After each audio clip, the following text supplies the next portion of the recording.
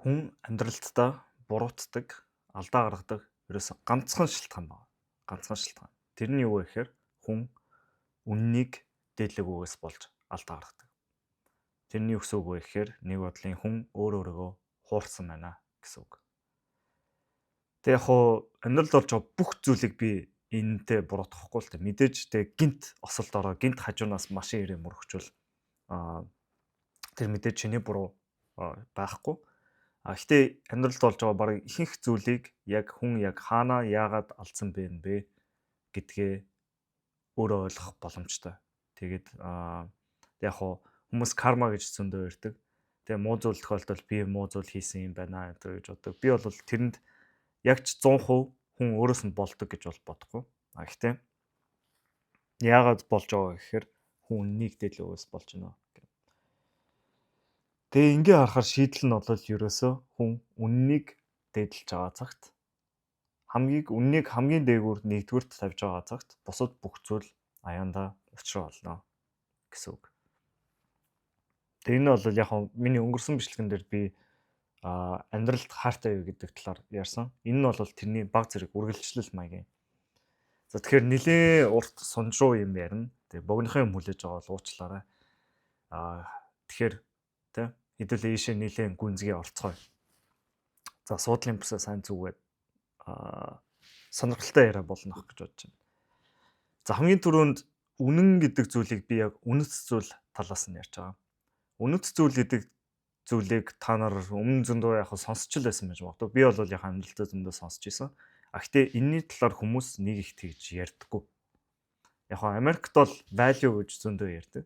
Гэхдээ Монголд би бол нэг үнэт зүйл гэж ярьж байгаа хүн нэг их сонсч байгаагүй. Тэр үнэт зүйл гэж юу вэ гэхээр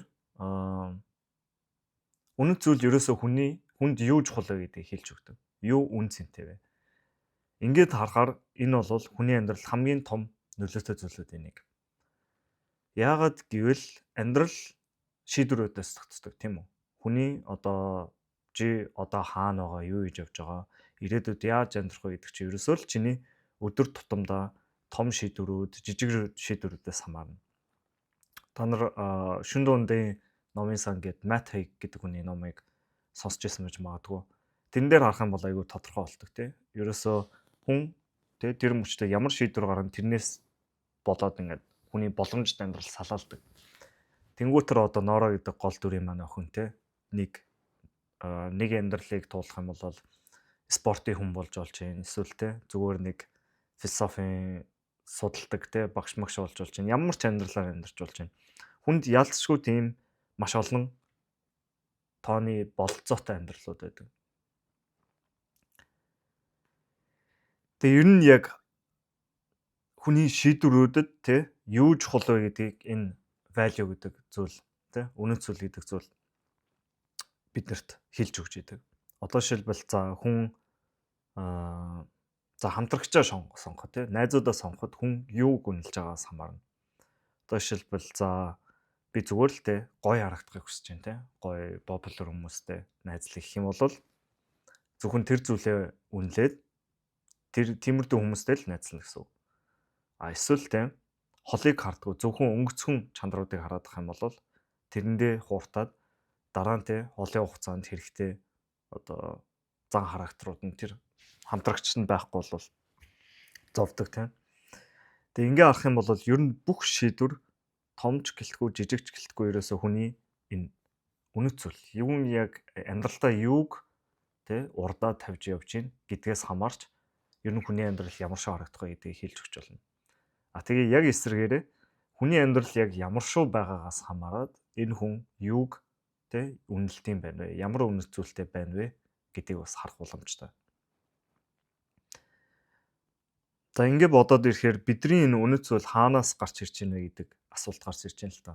Бидний үнэт зүйл хаанаас гарч ирж байна? Би яг юуг чухал гэж үздэг вэ? Тэ энэ бүхэн хаанаас гарч ирж байна гэхингүүт ерөөсөө л бид нар ямар орчинд ямар хүмүүсийн хажууд байгаа, ямар орчинд өсч бойж байна. Тэгээ нийгмээс хамааралтай. Хамгийн хүчтэй нөлөө бол ерөөсөө л энэ нийгэм тэгээд ямар орчинд өсч байгаа. Тэгээ бодоод үзье л доо. Ер нь тэгээд ямар орчинд өсөж байгаа гэдэг чинь гэр бүлийн үн цэнээс хамаарна. Гэр бүл чинь яг юуг үнэлж гин ямар шийдвэр гаргаж гин гэдгээс тэрийг бол ихэнх хүүхдүүд тэрийг үүлж авна. Тэгээд дээр нь ерөөсөө эргэн тойронд нь одоо ямар нэгэн нэмж чиглүүлж өгөх хүн байхгүй. Одоо рол модель гэж ярьж штэ. Үлгэр дуурайл авах хүн байхгүй болол хүн ерөөсөө л эргэн тойрныхоо үн цэнийг үнэт зүйлүүдийг өөртөө шингээж авдаг. Энэчнээс дундаж хүн нийгэмд байгаа дундаж хүн ямар ч үлгэр дуурайл болох хөнгүүгээр зааж чиглэл хөнгүү болол ямар амьдралыг ямар зүйлийг үнэлэх вэ гэдэг нь бол харагдаж болно. Тэрийг ерөөсөө нийгмээс л харж болно. Ерөөсөө эргэн тойронд нийгэм юуг үнэлж байна гэд хэдүүлээ бодоод үзье л доо. Яг нийгмийн үнэт зүйл юу вэ гэдгийг хараад ирэх юм бол ерөөсөө тэр хүний аз жаргал, хүний цэцгэлж дэвжих тэр дээдийн потенциал, хайр майр гэдэг зүйл ер нь байхгүй. Яг байвал ингээ нэг жижигхэн төвшөнд нэг хаяад л кино театрт кино үзэж байгаа хамгийн алдартай кинонуудыг харуул яалтчгүй тиймэрхүү зүйлүүд нэг хилтерхий байдаг. Гэхдээ тэр бол зүгээр нэг жижигхэн хэсэг. За нийгэмд болж байгаа бүх зүйлийг хараа л та. Бидний эргэн тойронд юу байна вэ гэхээр хамгийн их давмгаалж байгаа зүйл гэвэл допамин, богино хугацааны таашаалууд. Ерөөсөө л бид нар өдөр тутамдаа хамгийн их цагийг юу өнгөрөөж байгаа нэхээр за ажлын талаар яг дараа нь ярина. Гэхдээ бид нар утсаа скролж байна тийм үү? Бид нар яагаад утсаа скролдод зогсохгүй байна вэ гингүүд тэрийг ч угаасаа тэгхээр дизайн хийсэн байна. Харталт нь Instagram одоо TikTok энэ ч ерөөсөө алгоритмууд нь бүх дизайн угаасаа л чамайг аль болох их скролдуулаад тэгээд мөнгө хийх зорилготой. Ерөөсөө тийм л үнцүүл байгаа. Мөнгө хийх. Хэрвээ тэнд үнэхээр чиний сайн сайхныг бодож исэн бол тэр дизайн бол шал өөр байна. Одоо өмнө жишээлбэл надаа Instagram-ийн одоо зөвхөн чатны аппликейшн байдаг байсан байхгүй юу? Би тэрийг өмнө ашигладаг байсан. Гэтээ тэрийг байхгүй болгосон. Яагаад гэвэл тэрийг ашиглаад хам бол энэ компани ч мөнгө хийж чадахгүй. Компани ч үнэт зүйл чиний сайн сайхан биш, ерөөсөө мөнгө хийх. Тим үнэт зүйлээр явж байгаа болохоор ер нь одоо утас гэлтгүү сошиал медиа гэдэг гэлтгүү бүх зүйл тийм байна. Одоо жишээлбэл порно вебсайтууд байна. Яагаад тийм их алтартай байна вэ? Интернетийн топ 10 сайтаас орж штэ. Тэгээ тэнцээ чинь за урлаг хийж гэнэ үгүй. Үгүй ерөөсөө л хамгийн их даралт яаж авах вэ? Хүмүүсийг яаж аль болох вебсайт дээр удаан байлгах вэ гэдэг ганц зорилго байна. Эсвэл за тоглоомнууд байна Тоглоомнууд хизээч хүнийг хөгжүүлэх талаар бол бодохгүй. Яаж аль болох зугаатай байлгах вэ? Яаж удаан тоглох вэ гэдэг зорилго. Яаж улам алдартай болох вэ? Тэгэхээр иймэрхүү зүйлийг ярьсан шалтгаан нь бас нэг хамгийн түгээмэл байдаг зүйл нь ерөөсөө л таашаал гэдэг зүйл. Бид нар таашаалыг үннээс дээгүүр тавих бол таашаалыг хамгийн дээгүүр тавил юу болох вэ гэхээр ерөөсөө донтолт. Тэрнээс олж донтолт үүсдэг. Хүн бодит үннийг харахыг хүсээгүй болохоор донтдог. Тэгээ донтолт гэхээр юу ч гэж болно. Утасны жижигхэн хэмжээнд одоо утасны донтолт байж болж байна. Эсвэл том хэмжээнд тэгэл арх хар тамхи юу ч байж болж байна тийм үү. Тэгээ нийгэмд бас нэг үнэлэгддэг зүйл нь одоо богино хугацааны таашаалтай холбоотой. Ер нь бол богино хугацаанд юмыг яаж хурдан хийх вэ гэдэг зүйлд ихэнх хүн төвлөрдөг. Бүх зүйл ер нь бол айгүй амар болцсон. Бүх зүйл аппликейшнтэй болцсон. Одоо бүр AI гээд хүн бүр тархиач ажиллах шаардлагагүй боллоо тийм үү. Ерөөсөө л ямар нэг юм бичээгээл AI-аар л бичүүл чинь. Ингээд ирэхээр миний яг нэг санаа зовж байгаа зүйл нь одоо энэ судалгаагаар хүртэл хараасан байдаг. Хүний тархины идэвхэн хүртэл багасж байна гэдэг. Тэгэхээр одоо яг ирээдүйд 5-10 жилийн дараа ер нь яг яаж харагдах вэ сайн мэдгүй байна. За гэхдээ тэгээд цааш нь яриад ирээ л та. Нийгэмд өөр юуг эргэн тойрноо та ажиглаад үзээрэй. Нийгэм юуг үнэлж байна вэ? Гингүүд статус. Статус буюу нийгмийн байр суурь. Чи яг нийгэмдээ дээгүүр тавьж гин үү, доогоор тавьж гин үү гэдэг нь. Тэгээ энийг харвал сайн бодоод үзэл айгүй инээдтэй заяа. Хүн яагаад ор хоронтой өмсөх хувцастай, идэх хоолтой байж иж аз жаргалгүй байна вэ? Хүн яагаад ийм гайхалтай технологи те өмнө хизээч байгаагүй ийм гайхалтай технологи интернет ашиглаж болж байна. Хүссэн контентоо хаанаас сурч болж байна. Ерөөсөө ямар ч шалтгаан байхгүй хахад бид нар яагаад те тэр чинь бол хэдэн 100 жилийн өмнө байсан хүн энийг харах юм бол ёо чи чинь баг те хааны амьдралаар амьдарч штэ гэмээр. Тэгсэн ч гэсэн бид нар яагаад аз жаргалгүй байна вэ гэхээр хөвчлэн дотроо нийгмийн би нийгэмдээ ижлэх байр суурь маань доогуур байна гэдэг мэдрэмж явж байдаг. Хэрвээ би илүү алдартай, илүү баян, илүү ажил ололт амжилттай, илүү хөөрхөн, царайлаг тийм л байсан болвол би аз жаргалтай болно гэсэн нөхцөл өөртөө тавьсан. Тэгээд тийм дүр зураг харсан тэрэндээ өөртөө итгүүлж явж байдаг. Энэ нь бол ерөөсөө нийгмийн хүмүүст хэлж байгаа мессеж. Ерөөсөө чи утсаа нээлээ Instagram ерөөсөө л тийм л юм байна. Сошиал медиа угаасаа тэр чигтээ тийм.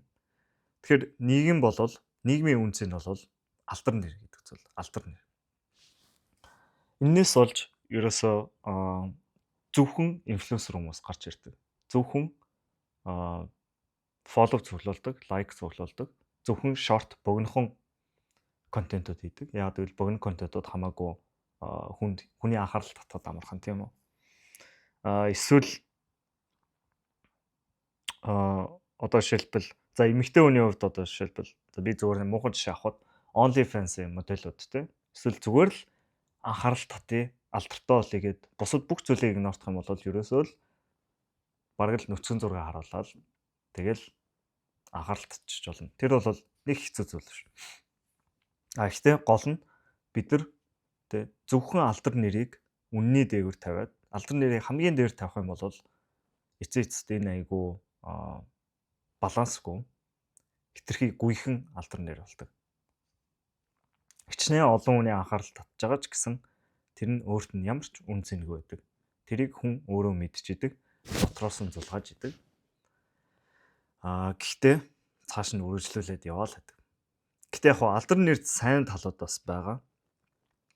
Одоо жишээлбэл за яа тий олон фолловертой болвол тий сурталчилгаа хийж болж байна, мөнгө илж болж байна. Гэхдээ тэр талаас нь бас харж ингэж яг баланстаа харж явдаг хүн ер нь миний бодлоор цөөхөн баг.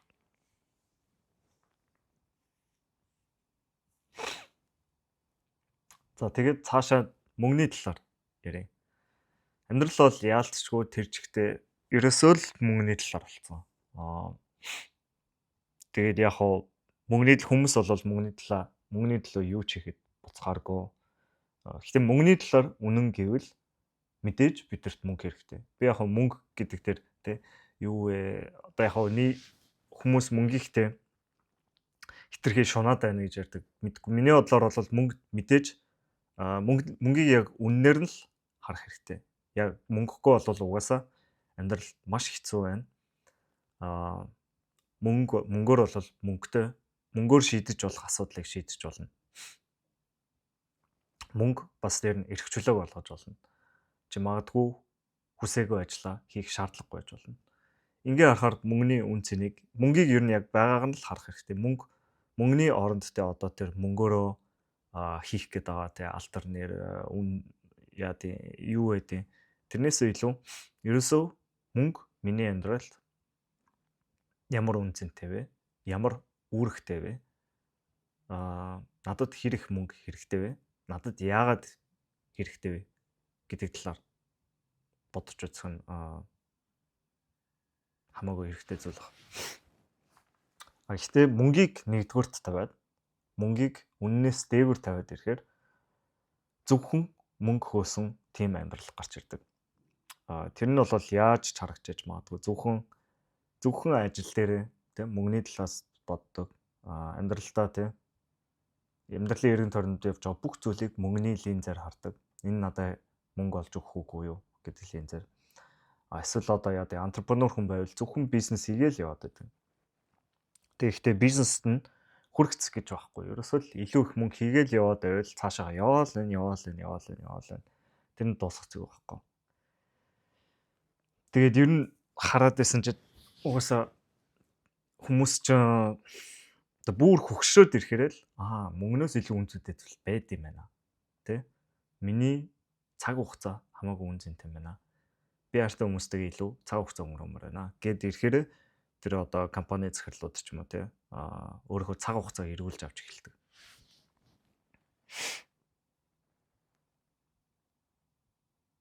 За тэгээд нийгэмд өөр бас юу үнэлж байна харъя. Эрх мэдэл гэдэг зүйл те. Эрх мэдэл хүч чадал ихтэй том хүн гэж ярьдаг тийм үү. За одоо жишээлбэл улсын хурлын гишүүн ч юм уу те. Байхан болол мэдээж те эрх мэдэл томтой. Гэт бид нар тийм зүйлүүдийг бол айгүй хүндэлдэг. Яа, улсын хурлын гишүүн том. Тэр чин тэр юуны захирал тийм том гэдэг. Ерөөсө бид нар тийм юмыг зөвхөн тийм юмыг хараад ирэхээр юу болдог вэ гэдэг.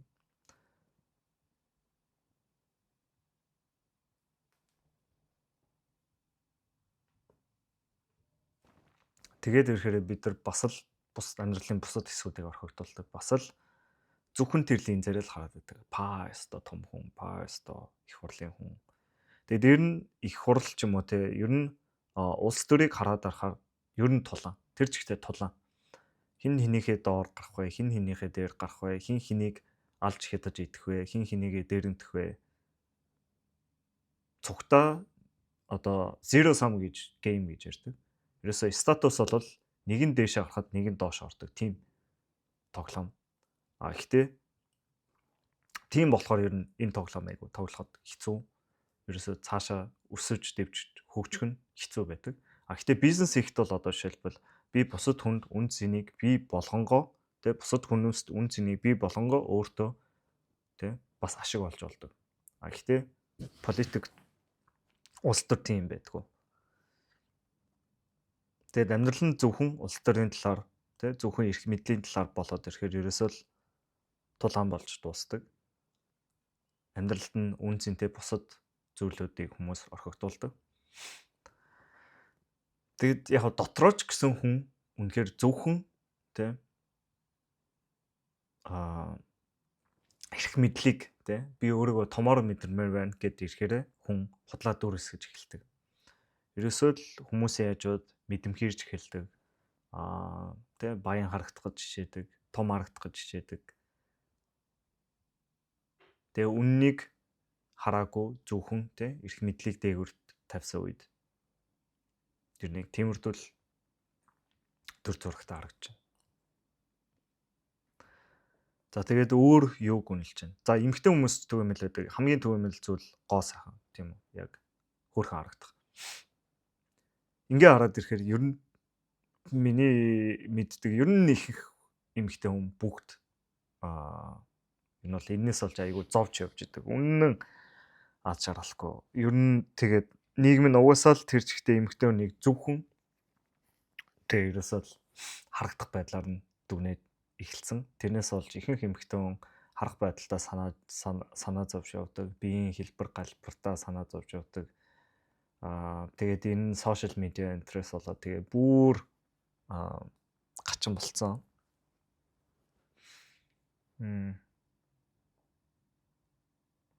Гэтэ яг бодит үнэн хараад ирэхээр зөвхөн одоо гоо сайхныг дээр тавиад ирэхээр хүн бас л зовж эхэлдэг. Амьдрал нь бас л нэг юм ямар ч өнгөхгүй. Зүгээр л гоо сайхан би өөрхөн харагдах хэвээр, би өөрхөн байх хэвээр, би юм байх хэвээр, би тийм байх хэвээр. Тэнгүүт явж байгаа газар болгондоо байнгын санаа зовох хэвээр. Би өөрхөн харагдаж байгаа болоо. Би муухай харагдчих вэ дээ.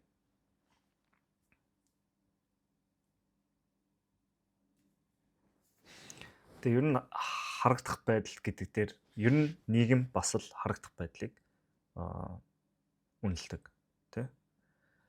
Тэгээ яг хөө тэр нь ч бас заримдаа аргагүй байж магадгүй. Одоо жишээлбэл бид нэг ингээл за гадаад боловсрол эзэмшин том сургууль төгссөн гэл Мэдээж яг уу тий боловсралтай байх магадлал нь өнөртэй. Гэхдээ тэр бол зүгээр нэг тэмдэглэл шүү дээ. Гэхдээ яг тэр хүний субстанц нь, характер, чадвар нь байна уугүй юу гэдгийг бид нар харах хэрэгтэй байдаг. Гэхдээ тэгж нэг хардггүй. Яа тэгэл нийгмийн тэрштэй Харвард одоо Google Google гэл тэгэл явчихж байгаа болохоор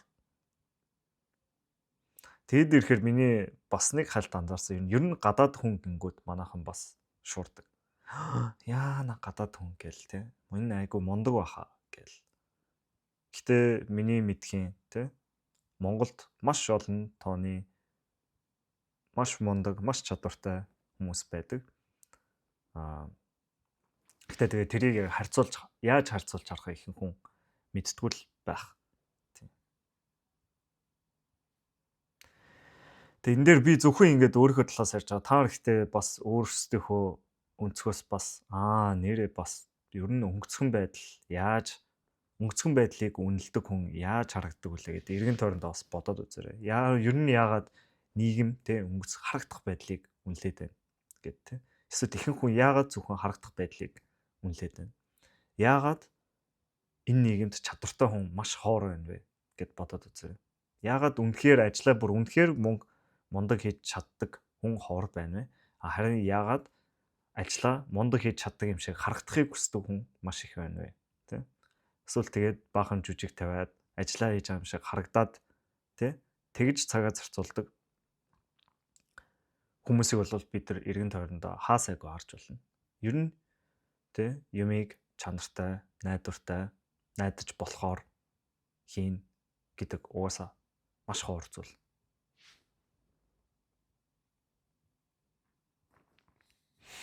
Тэгэхээр ер нь бол нийгэмд нэг иймэрхүү зүйлүүдийг л ажиглаж болж байна. Бас нэг яг нэмээд хэлэх зүйл нь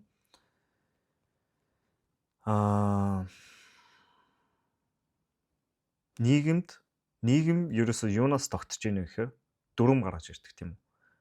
Бид нар бие бинийгээ алж барьж идэхгүй тулд хоорондоо зогсож амьдрахын тулд дүрмүүд гаргаж ирдэг. Одоо тэр дүрмүүд нь юу гэхээр ерөөсөө л бид нар хоорондоо зогсож амьдрий.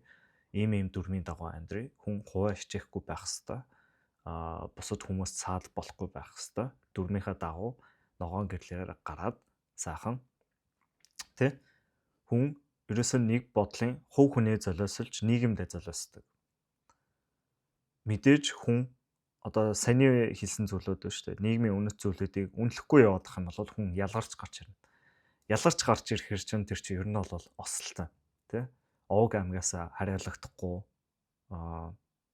явах юм бол тэр чинь ер нь баг чонд идүүлэх гэж магадгүй болохоор хүн яалтчгүй овг амгтаа нийгэмдээ хариалагдахын тулд зогцож ирдэг. Тинчэнэс тий үгүй би урлаг гоо сайхан гэд явах бол айгүй хоор. Тэгэхээр ер нь бол нэг хүнд тий ямар ч чиглүүлэх үнэт зүйл байхгүй. Цаанаасаа тийм тий чиглүүлсэн хүн байгаагүй эсвэл дотроос нь гарч ирж байгаа буцсан юм байгаагүй бол ерөөсөө л амьдрал тэр чигтээ ийм л зүйлүүдийн талаар яригдана. Яг гэвэл хүн чинь ерөөсөө л өсөж бодож явахдаа эргэн тойрны бүх зүйлээ шингээж авдаг. Хүний мэдж сурж байгаа, өөрийнх нь үнэж явдаг бүх зүйл эргэн тойрноос нь л гарч ирдэг. Тэгээ энэ дээр нэмэгдээд яг гэр бүлийн нөлөөлөлт байдаг. Одоо ямар шүү гэр бүл өснөөс хамаарат бас хүний дээр зан характер нь яаж тий ямар шүү хүн байх вэ гэдэг нь харагдаж эхэлнэ. Одоо жишээлбэл ихэнх гэр бүл одоо манай гэр бүл одоо жишээлбэл одоо сайн байхыг ер нь бол тодтогдог байсан юм шиг санагддаг. Би ер нь л хараад байхад 10 жилдээ тий ер нь өсч бодож байхдаа айгүй дуулууртай л хүүхэд байсан. Ер нь онц дүнтэй гайгүй сайн сурдаг.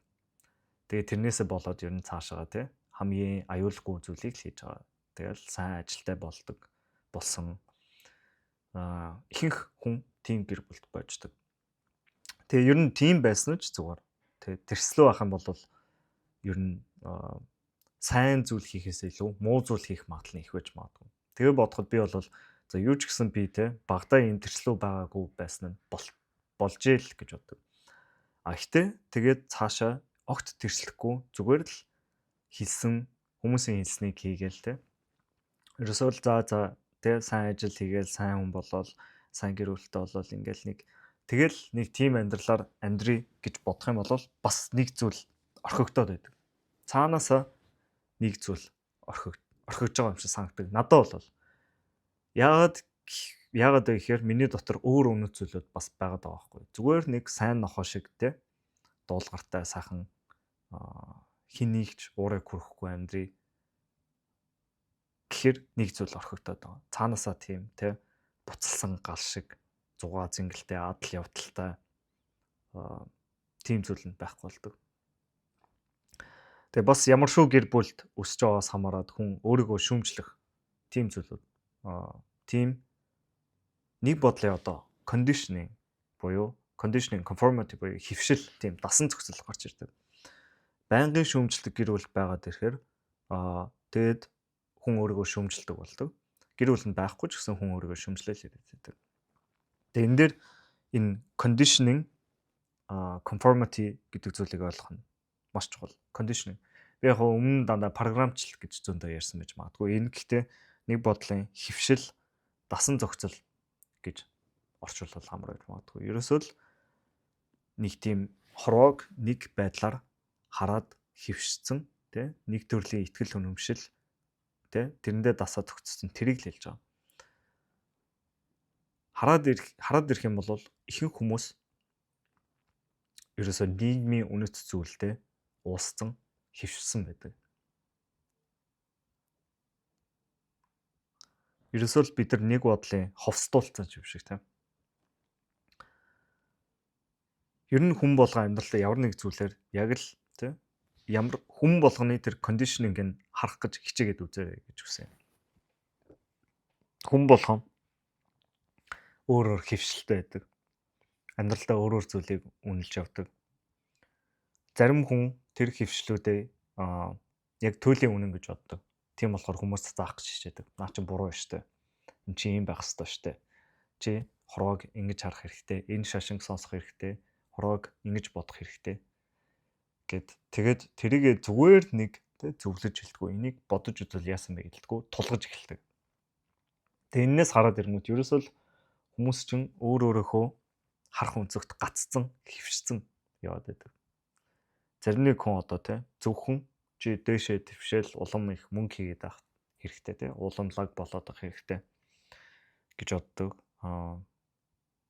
Тэгээ тэр нь бас хаанаас яагаад гарч ирсэн вэ гэдгийг ойлгож болно. Хөвчлэн нийгэм. Тэгээ бас хувь хүний характер нь бас нөлөөсөн байх боломжтой. Тэгээ ингээд ирэхээр нийгэмд бас энэ ууртай хүмүүсийг надад аюу сонирхолтой санагдаг л та. Яагаад бүр тийм үнэхээр уур хилэн хаанаас гарч ирээд байна вэ гэд hateful тийм коммент бичдэг хүмүүс байдаг шүү дээ. Тэг яг контентоос хамаарч байна л да. Зарим нэг хүн бас яг юунд уурлж байгаас болж байна. Яа тийм тэр нэг хүүхдүүдийг зодцсон алж малсан тийм юмн дээр уурлж байгаа бол нэг өөр зүйл. Гэхдээ би зүгээр ингээд тий би ингэж бодож байна гэд ингээд нэлээ яг overthink хийсэн тий анализ хийсэн юм ингээд ярьчингууд зарим хүн чи ямар их боддtiin ямар ядаргаатай зүгээр амьдрчиж болтгүй юм уу гэдэг комент харсан. Би тэгээд яагаад зүгээр игнордод явчих болтгүй заавал ингэх ийм комент үлдэх хэрэг байдсан болоо гэд бодсон чинь уур хилэн гэдэг чинь ерөөсөө л хүний тэр хүнд өөрт нь чухал зүйл өдөөгдөж байгаа.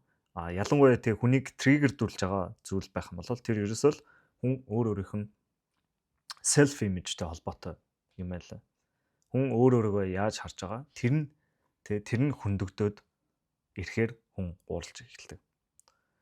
Одоо шилбэл намайг ингээд баахан анализыг бодоод байгаа хүн хараад чи одоо яа юм ингэж хитрхийх боддог болохоор өөрийгөө сайн гэж илүү дээр гэж бодоод байгаа юм уу гэдэг ч юм уу тий. Тэр чинь ерөөсөө л миний тухай биш тэр хүн өөрийнхөө тухай байгаа байхгүй. Тэр хүн өөрийгөө хамгаалах шаардлага гарч ирж байна тий. Цаанаасаа тухгүй болж ирж байгаа. Миний тэр хүний хэлсэн зүйл нь магадгүй үнэн болохоор уурна хурж байгаа ч юм уу тий. Хэрвээ би зүгээр л тий Өө чи чин тэнэгштэй гэж хэлвэл тэ. Одоо яа тий. Би тэрийг сонсох юм бол би өөрөөсөө тэнэг биш юм чинь энд уурлах ямар ч шалтгаан байхгүй. Яагаад гэвэл энэ чинь угаасаа худлаа. Ямар ч үнэн байх боломжгүй гэдэг ч юм уу тий. За яг санийх зүгээр нэг тэнэг жишээ л да. Гэхдээ одоо тэнэг гэхийн оронд одоо жишээлбэл яа тий. Чи юмыг хитрхи дутуу бодоод байна гэдэг ч юм уу тий. Одоо юу гэдэг чи хитрхи хитрхи инехгүй яриад байна тий. Хитрхи serious яриад байна гингүүд. Хэрвээ миний дотор уур өрөх юм бол яагаад гэвэл тэр нь үнэн байж болохоор боломжтой гэж би бодож байгаа болохоор миний уур хурж байгаа. Тэгээ энэ бас нэг уур хэлэн бол миний бодлоор яг л үннийг олж хараагүйгээс болж үүсэж байгаа. Хүн өөрөөхөө харагдах үзмжийг, self image-ийг дээгүүр тавьж байгаа болохоор тэгж хүнд уур гарч ирдэг. Тэг ингээд зөндөө жишээ ярьлаа л та. Ер нь хүний яг үннийг хараагүйгээс болж ер нь юу болдог вэ гэхээр ерөөсөө л хүн үннийхээ дээгүүр тавигдсан тэр зүйл нь гуйвуулагддаг, бохирддаг, тийм л юм болж ирдэг. Хүн одоо амьдралд те зөвхөн яа тий алдар нэрийг дээгүүр тавих юм бол тэр нь тийм гуйвуулагдсан хямдхан алдар нэр болдог. Эсвэл хүн за үнний дээгүүр бүр эх орнооч дээр тавьж болно те. Эх орн нэгдүгürt гэх юм бол ерөөсөө л цээжээ дэлсэн одоо nationalist гэдэг үзэл гарч ирдэг. Өөртөө ямар ч жишээж болж байна те. Мөнгийг дээрээ тавиад ирэнгүүт зүгээр яг л бас тэр нэг те бохор гуйвуулагдсан зөвхөн мөнгө гэсэн нэг тийм хэлбэр гарч ирдэг. Тэгээд ирэхээр амьдралын тэр том зургаар нь бүтнээр нь харж байгаа одоо яа тий өнгө, үнэр, амт тий бүхэл мэдрэмж тэр одоо гоо сайхан бүх зүйл нь алдагддаг. Яагаад гэвэл үнэн гэдэг зүйл алдагдаад ирэхэд бусад бүх зүйл алдагдаад ирдэг. Тэгээ зарим нэг зүйлийг бүр хүн ер нь үннээс дээгүүр тавих боломжтой гэдэг зарим нэг зүйлүүд байж магадгүй л дээ. Жишээлбэл хайр. Хайр гэдэг зүйл яг хуу миний бодлоор бол хүмүүсийн хайр гэдэг яриад байдаг хайр нь яг туйлын хайр те хайр хамгийн дээд төвшөндөө байгаа тийм хайр биш. Зүгээр нэг энгийн хайрын нэг тийм жижигхэн хөлбөр байдаг. Жишээлбэл бид нар романсыг хайр гэж болдог тийм романтик байхыг хайр гэж болдог. Зөвхөн романтик зүйлийг тийм романсыг дээр тавиад нэгдүгээр тавиад үннийг орхитуулах юм бол зөвхөн тэр мэдрэмжэл хөвөд эхэлдэг. Зөвхөн тэр романтик мэдрэмж тэгээд ирэхээр тийм одоо энэ хайрын тухай кинонууд дээр хүн өөрийгөө хүртэл золиослдог тийм өөрийгөө өвтгөж бид нар тэрийг хараад оо яана хайрын төлөө ингэж байна штэ гэдэг. Гэхдээ тэр бол миний бодлоор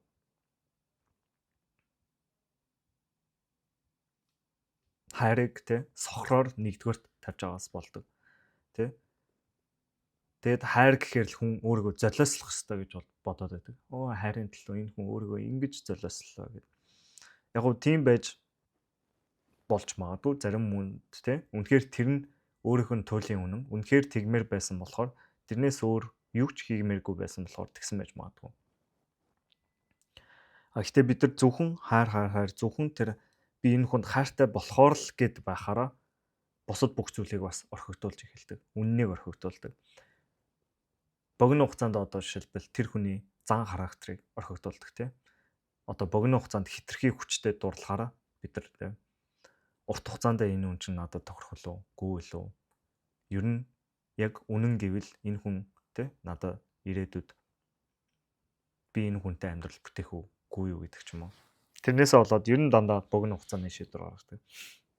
Гэхдээ миний бодлоор энэ хайр гэдэг зүйл яг хамгийн дээд түвшиндөө хамгийн дээд үнэнтэй ерөөсөө л ижилхэн гэдэг. Хамгийн дээдийн үнэн гэдэг угаасаа хамгийн дээдийн хайрыг агуулах ёстой. Ер нь үнэн биш хайраар яах вэ гэж та нар бас бодоод үзээрэй. Хайр үнэн биш юм бол тий үннийг агуулдаггүй юм бол энийг яг ямар хайр гэх вэ? Тэгээ үннийг агуулна гэдэг дээр яагаад би үнэн төрүүлж дээгүүр тавих вэ гэхээр гэж бодож байгаа гэхээр хайр цаанаасаа ер нь үнэн байх хэвээр.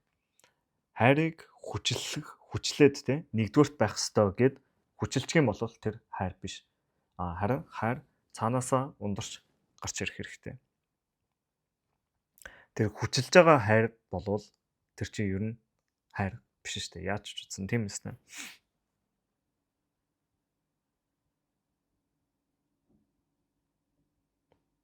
Тийм болохоор яалтчгүй хайр гэдэг нь ер нь бол эрх чөлөөтэй цуг явдаг баг. Хүнийг угаасаа хүчээр байлгана гэж байдгүй. Тэр хүн баймар байгаа бол угаасаа байх хэрэгтэй.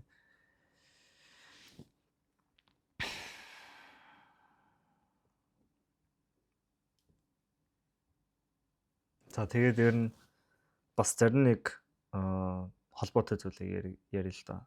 Гэр бүл нэгдүгээрт байх хэрэгтэй байна. Тэг яг хуу түрүүний ярьсан шиг миний бодлоор хүн гэр бүлийг зүгээр л гэр бүл болохоор нэгдүгээрт тавих бол бас л утгагүй. Хэрвээ гэр бүл чинь маш токсик байгаад байвал яах вэ? Чи гэр бүлээ үнэхээр хайрламааргүй байгаад байвал яах вэ? Тэр үед гэр бүл гэж байгаа хүн байх юм бол тэрийг нэгдүгээрт тавьдаг. Тэрэндээ сохордог. Гэхдээ миний хувьд бол би гэр бүлээ жинхнээсээ хайрламар байгаа болохоор зүгтаа цагийг өнгөрүүлмээр байгаа болохоор л хайрладаг, цагийг өнгөрүүлдэг. Хэрвээ тийм биш байсан бол би худлаа зүгээр л би тэгэх ёстой гэд цагийг өнгөрүүлж байгаа бол тэр жинхэнэ хайр биш. Жинхэнэ гэр бүлийг үнэлж байгаа зүйл биш. Гэр бүл гэдэг зүйл нь би өөрийнхөө үннийг үнэлж байгаа болохоор л би гэр бүлээ хайрлаж байгаа. Тэрнээс яг эсрэгээрээ гэр бүлийг хайрлаж байгаа болохоор тэр үнэн гэсэн үг биш. Тийм болохоор миний бодлоор хэрвээ үнэхээр би гэр бүлээ хайрлах хүсэл төрдгөө байсан бол гэр бүлтэйгээ байхгүй л байх байсан баг. Яг нь сонсоход айгүй хэцүү. Сонсогч ээж магадгүй би мэдээж гэрээхэнтэй хайртай. Гэхдээ тэр хайр нь яг миний үнэн болохоор л би гэр бүлээ хайрлаж байгаа.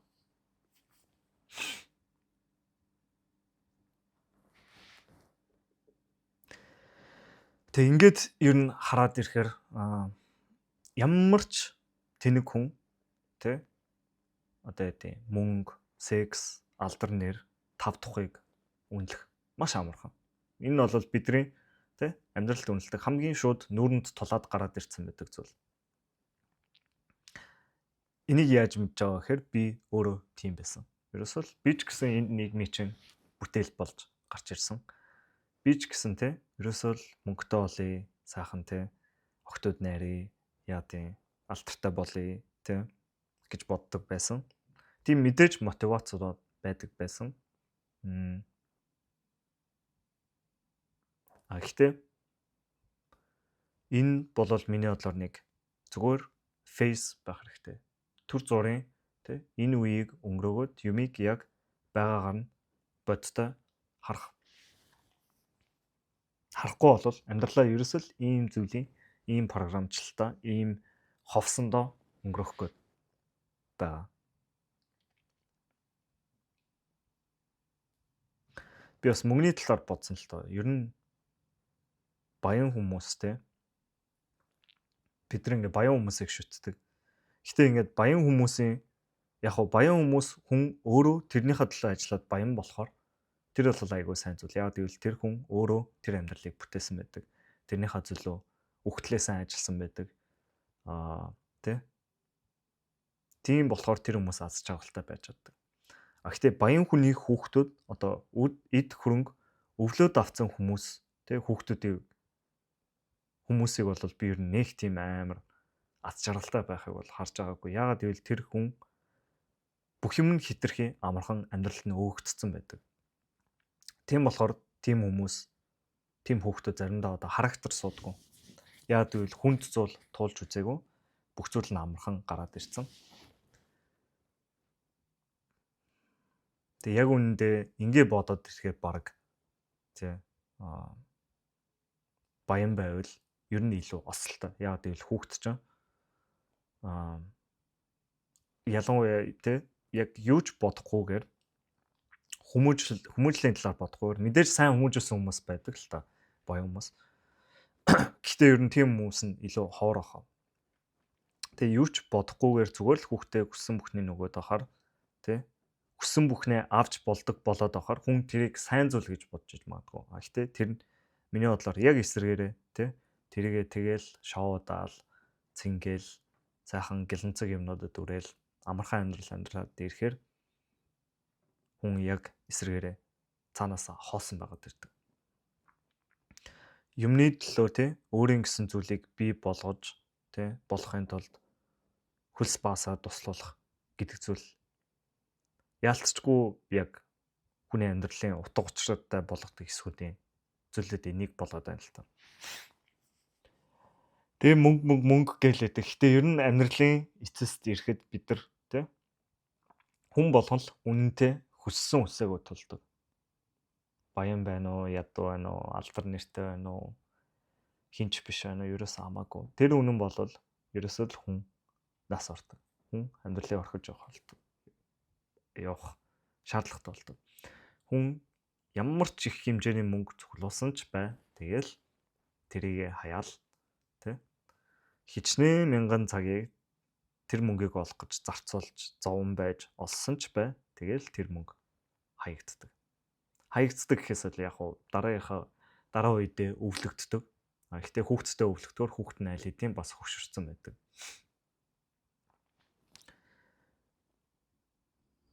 Тэгээ ер нь энэ үнэн гэдэг зүйл яагаад нүүрт тулахад маш хэцүү байдаг юм бэ? Биднэрт бүгдээрэнд нь та нар бас өөрсдөө бодоод үзээрэй. Яг миний нүүрт тулмааргүй байгаа, хүлээн зөвшөөрмөргүй байгаа үнэн гэдэг зүйл юу вэ гэд. Би ч гэсэн одоо тийм төгс хүн болохоор энэний талаар яриаггүй. Би бас үнэхээр төгс биш. Бас л тэ өөрийнхөө тэрнийг тэнхээ амьдралаа тэгэл яг л чам шиг амьдрах гал явж байгаа хүн. Гэхдээ энэний шийдэл нь бол хүн үннийг дэдэлж байгаа цагт бүх зүйл аяанда зүгээр болно. Яагаад гэвэл энэ хүн өөрөөгөө засч явж байгаа механизм. Хэцүү гэвэл үнэхээр хэцүү. Яагаад гэвэл би яг иймэрдүү өнцгөр бодоод ирсэн чинь ер нь эргэн тойронд байгаа хүмүүсийн хийж байгаа бүх зүйл надаа ямар те яг яагаад хийж байгаа гэдгийг би баг зэрэг ойлгодод гэсэн. Тэгээ миний ч гэсэн яагаад ийм зүйл хийдэг байсан те яагаад ч ийм зүйл одоо хийгээд байгаа нь бас л ойлгомжтой. Яагаад гэвэл угаасаа л насаараа тэр кондишнинг нь бий болцсон те хөвшил нь бий болцсон. Тэгвэл тэр чинь насаараа арх ууцсан хүн нэг өдөрт архинаас гинт гарна гэж бол байхгүй. Тэр бол те тэр байнгын архиндаа орцсон хүн бол архинаасаа гарах гэж нэлээд удаан процесс болно. Тэгээ нэлээд хэцүү процесс болно те. Бүх хамаг хөлс баас нулимсыг чинь шавхчиж хүн бодит байдлыг яг байгаагаар нь үннийг хардаг болно. Энэ бол миний амьдралд хийж байгаа хамгийн хэцүү зүйлүүдийн нэг гэж бол би бодож байгаа. Тэг яг үннийг хаагаад ирэхээр би энэ бол тийм хэлбэр зүйл биш. Яг гэвэл тийм хямдхан аз жаргалыг ерөөсөө гээгдүүлж эхэлж байгаа. Яг өөрөөгөө үннээр харна гэдэг ер нь хамгийн хэцүү зүйл. Бид нар яг хоо ингээд оюун ухаан гэж ярихаараа тий ухаантай хүмүүс гэж ярихаар за айгуулаг код бичдэг тий айгуулаг математиктаа сайн гэж бодож иж магадгүй. Яг хоо тиймэрдүү тэр бол өөр төрлийн чадвар миний бодлоор. Тэр бол ямар нэг зүйлийг сураад тэрийг хэрэгжүүлж чаддаг чадвар. Гэтэ энд бол шал өөр төрлийн чадвар яригдж байгаа. Өөрийгөө үннээр харах, өөрийгөө хуурахгүй байх, дэлхийн ертөнцийг харах. Ер нь өөрийгөө харж байна гэдэг чинь дэлхийн ертөнцийг харж байна л гэсэн үг. Дэлхийн ертөнцийг харж байна гэдэг чинь өөрийгөө харж байна л гэсэн үг. Тэгээд бас нэг чухал зүйл нь хүн бодлоо нээлттэй байх хэрэгтэй болж байгаа.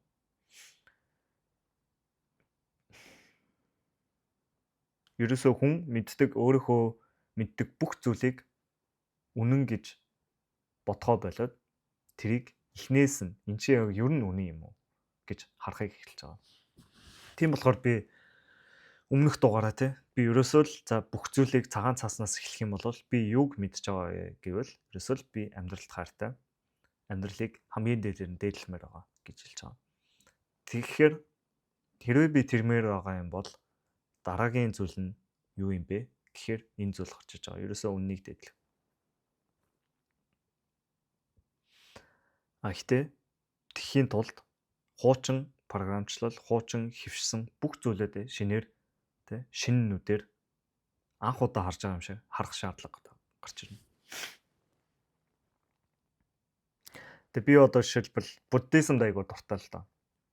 Буддизм дуртай. Гэхдээ буддизмыг би төлөв үнэн гэж авч явж чадахгүй.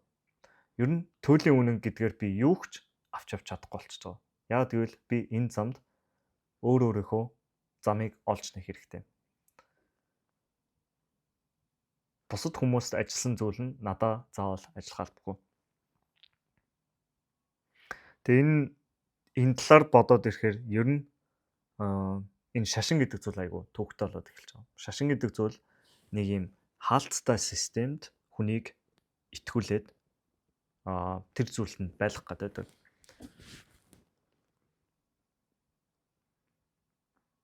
Хаалттай систем.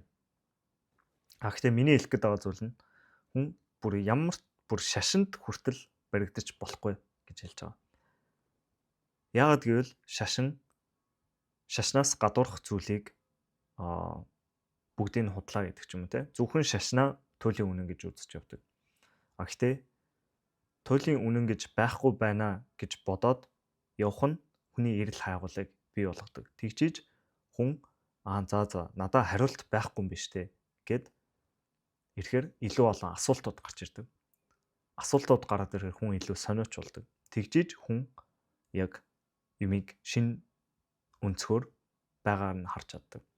Яг үед бид нар хариултаа олцсон гэж бодох юм бол тэр хариултаараа л бүх зүйлийг хараад байна. Тэр өнцгөр л хороо дэлхийг хараад байна. Тэгээ тэрийг бол харж болно. Хүн өөрийнхөө бүх итгэл үнэмшилтэй тархин дотроо өөртөө ямар түүх хэлж байгаа, ямар шалтгаан гаргаж байгаа, юмыг яаж тайлбарлаж байгаагаас харж болно. Тэгэхдээ тэрэндээ сэтгэл хангалуун байгаа бол хамаагүй. Гэхдээ миний хувьд одоо жишээлбэл би зарим зүйлийг өөртөө яаж тайлбарлаж байгаа, миний дотор ямар зөрчил байгаа гэдэг тэр зүйлүүдийн би угт нь ороод үннийг л харахыг хүсэж байгаа. Тэгээ ингээд ирэхээр яг миний энэ сүлд хэлж байгаа зүйлүүд яг ч хүн болгоны хийх зүйл бол угаасаа биш гэж бодож байна. Яг энэ үнэхээр үнэн үгүй юу? Үнэхээр чи яг үнэхээр туйлын үннийг олж мэдбэр байна уугүй юу гэдэг ер нь угаасаа хүн болгоны хийх ёстой зүйл биш. Хийх хэрэгтэй ч зүйл биш. Гэхдээ миний хувьд бол яг одоо энэ мөчөд би бол өөртөө хийх хэрэгтэй зүйл гэж бодож байна.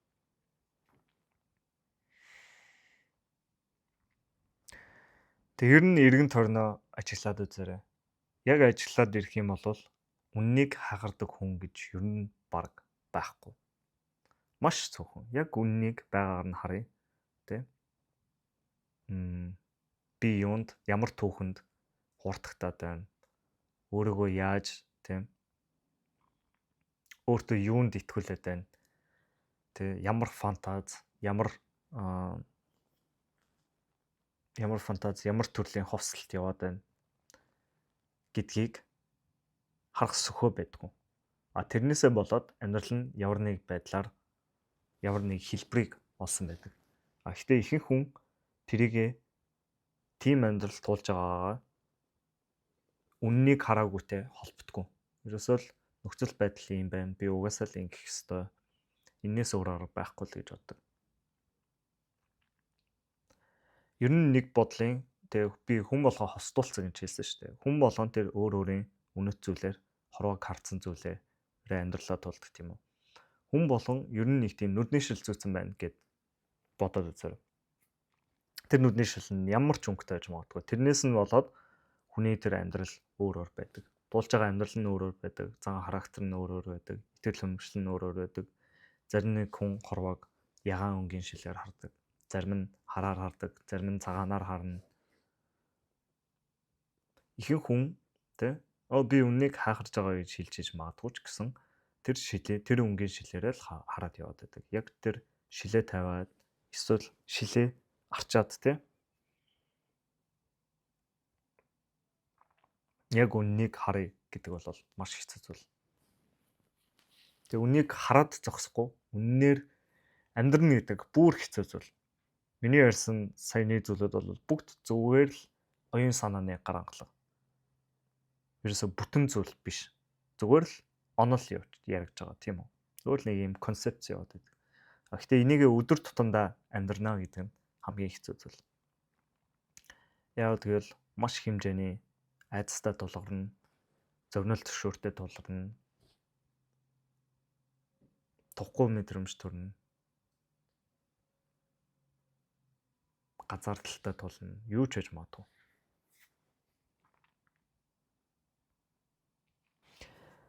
Тэгээ эцэст нь хэлэхэд би ер нь яагаад энэ хороо дэлхий дээр байгаа вэ гэж өөрөөсөө асууад үзээрэй. Би зүгээр л те ажилдаа яваал, цалингаа олоод те тэгэл нэг хаяа нэг ядын секс хийдэг ч юм уу. Тэгэл нэг хитэн 100 цингэл те хитэн баяр жаргал зовлон тэгэл нэг хитэн юм цэгэлтэл энийг хязгааргүй давтах гэж төрсөн үү гэд бодоод үзээрэй. Эсвэл өөртөө тулгараад яваад байгаа асуудал те. Энэ нэг асуудалтайгаа ингээл зурлалдаал яваад байх уу? Би ингэхгүй болохоор ийм байхгүй болохоор л ад жаргалгүй байгаад байна гээл яваад байх уу? Нэг бодлын амьдралыг хязгааргүй байнга хойш нь тавиад байгаа юм шиг. Нөхцөл нь хангалтаагүй болохоор амьдрах болоогүй байна л гэж яваад байдаг. Гэхдээ миний бодлоор бол би тэгж амьдрахыг хүлээн зөвшөөрөхгүй. Би амьдралыг тэгж хойш нь тамиаргүй байна. Би амьдралыг яг байгаа дээр энэ завшаан байгаа дээр би яг тултлан амьдрмаар байна гэж одоо бүр амны уншлага болтлоо таар үхтлээ сонсон байж магадгүй. Sorry. Гэхдээ яг үнэн гэвэл тийм л.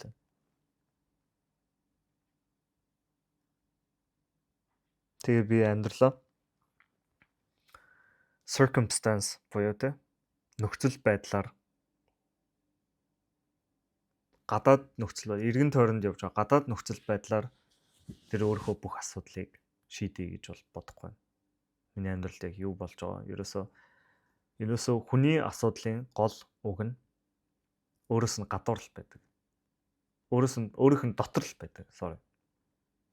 Бид нар асуудлаа гадаа тэрнийг юм л нөхцөл бий болчвол болох гээд байна. Энэ нэг нөхцөл байдлыг үрдүүлчихвэл болох гээд байна гэж бодоод байдаг. Гэхдээ бүх зөрчил бол хүний дотоодын зөрчил. Бүх зөрчил хүний дотоодын зөрчил. Тэгээд дээр нь нөхцөл байдал шүү дээ. Нөхцөл байдал хүний өвчин зовлон зовоорыг үүсгэдэг. Нөхцөл байдал хүний зовоорыг үүсгэдэг. Нөхцөл байдал хүний зовоорыг илрүүлдэг.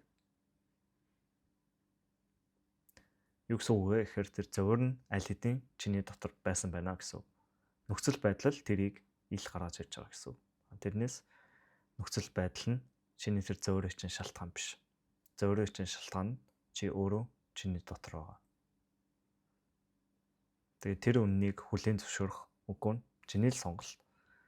Хүлээн зөвшөөрвөл чи эннээсээ судлагдаж болно. Хүлээн зөвшөөрөхгүй бол чи энэ оногцсон ганцхан амьдралаа зөвхөн гадаад нөхцөл байдлаар л шийдэх гээд асуудлаа шийдэх гээд бүх амьдралаа тэгж зарцуулж болно. Тэр бол таны сонголт байх гэж бодож байна. За тэгээд хэдүүлээ өөрсдөө болох хэвээр. Тийм болцгоё. Баярлалаа.